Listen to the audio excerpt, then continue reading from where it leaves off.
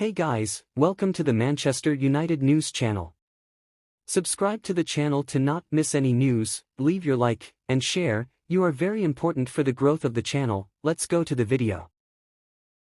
Yes, welcome back to Villa Park, a huge game between 5th and 6th with European implications at stake as well. To preview, I'm joined by our very own Gary Neville. Gary, lovely to see you. I just mentioned it there, but this is 5th against 6th. How significant do you think this game will be for both sides? Yeah, we're getting into that point of the season now where obviously we've turned sort of into the last lap, and really important. Villa just a little bit of a wobble. United, I feel like they're getting a little bit stronger just because they've got the players back, and we'll see what happens in the next few weeks. But today's certainly big in, I feel, in how the rest of the season is going to go for these two clubs, and whether United have got a chance just to break into that top 5. It's an outside chance. Let's talk about the United side of things. Under Erik ten Hag, they've not been able to win away against the top 6 side. You're already laughing.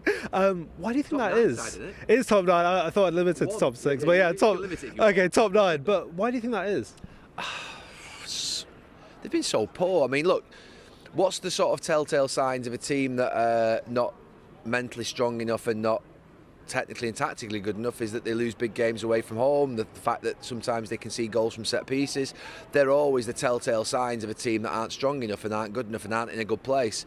Erik ten Hag's not been able to get an away performance really out of this team against the top sides now for a long time, and that needs to change very quickly. The excuses are over now because United have got the players back. They've got some of the most experienced players on the pitch, and they need to start to perform very quickly in this last few months of the season. On the positive side of things, looks like he settled on a front 3 now. Marcus Rashford, Alejandro Garnacho and Rasmus Højlund. Why do you think that front 3's worked? Balance. I think that Rashford's best position is on the left. He was being pushed over to the right at times.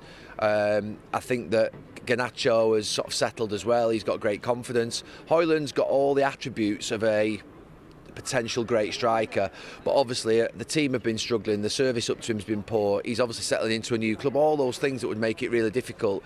But I think now it just feels like things are coming good for him. He's a real powerhouse. He's got a lot of things that I would think as a defender I wouldn't want to play against, and they're all talented. You know, United's front players are talented, but they lack consistency, and they're just showing that little bit of sort of consistency in this last few weeks. But these are the big games today away at Villa. They've got to do something out there. And you mentioned Højlund there. He's really got into a bit of form now in the league. Does he remind you of anyone you used to play with, or anyone you've seen in your career at this stage of his career? Because he's still very raw, but as you mentioned, he seems to be a bit of a powerhouse. No, not really. I think that, I think physically he's not anywhere near Haaland's quality or Haaland's physicality yet, but he's got that similar type of sort of look about him as a young player, and I think that that's the type of sort of striker he should be looking to watch and think of how he should be. I mean, you saw Haaland yesterday for City take those couple of chances, and Højlund has been. He's been a little bit scruffy at times in front of goal, his touch when it comes up to him. But I've seen great strikers at Manchester United develop that over the years, where they've started at Manchester United and they've not been. I mean, Andy Cole came to Manchester United and will admit his best play was running in behind, and he could score goals. But then he became a great link player, Andy Cole, just through developing his game over a period of time. And Højlund needs to do that at Manchester United. He'll get better with better players around him. I'm quite excited about him. I mean, look, the price tag's big. I don't think that he should have had all that expectation put on his shoulders. There should have been another senior striker signed so he could grow organically.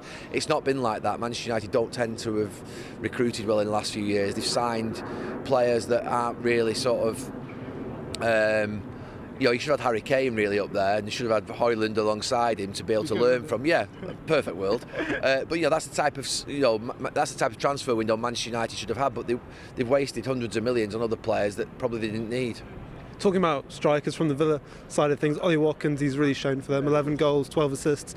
Yeah. How impressed have you been by him this season? And also, it seems like there's that number 2 battle behind Harry Kane for the Euros. Yeah. Would you pick him, or do you think you'd look at another option? I would. I think Gareth will pick him. Tony comes into it now, obviously he's back. But Gareth tends to go with what he knows and the players that he trusts and the sort of the ones that he's favourable to.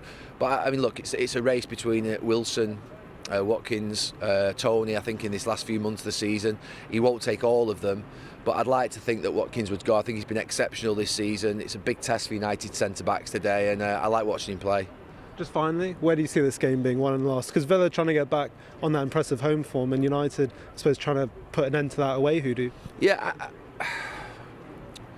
the problem is when I watch United, they don't tend to play well. Even when they win, they don't tend to play well. They might have good wins, but they don't have good performances.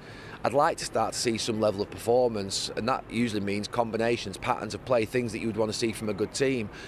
I suspect we won't see that today. I suspect what we'll see is Villa playing quite well and United probably in moments through counter-attacks and sort of incidents in the game and the quality of players that they have in certain positions, try and create those chances that will win them the match. So for me, I think if United are going to win, it'll be counter-attacks, it'll be moments in matches from the likes of Fernandes or the front three that you've mentioned. For Villa, they'll probably be better in their performance. And it's whether they can get over the line or not. Like I say, they need to recover from the wobble they've had in the last few weeks and get back on track, or else the season could just start to sort of falter a little bit. That was a bad one for them in midweek, getting knocked out of the FA Cup against Chelsea.